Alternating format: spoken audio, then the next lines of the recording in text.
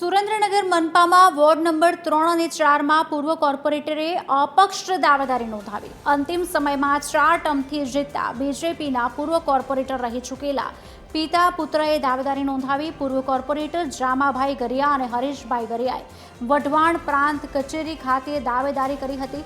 ભારતીય જનતા પાર્ટીમાં ટિકિટ ન આપતા બંને પિતા પુત્રએ વોર્ડ નંબર 3 અને 4 માંથી અપક્ષ દાવેદારી કરી અને જીતનો વિશ્વાસ વ્યક્ત કર્યો.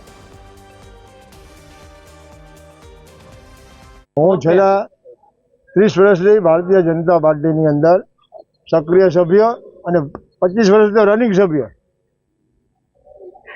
અને પછી જે આ લોકોએ મને અન્યાય કર્યો અને મારા લોકો વિસ્તારમાંથી, મારા મત વિસ્તારમાંથી લોકોએ મને એમ કીધું તમે ઉમેદવારી કરો.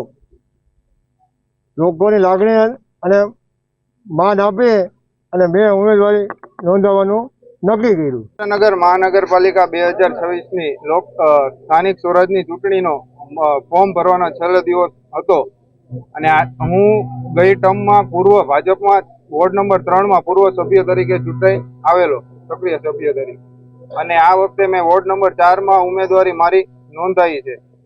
અને લોકો એ આપણને કીધું છે કે તમે ચૂંટણી લડો 4માંથી.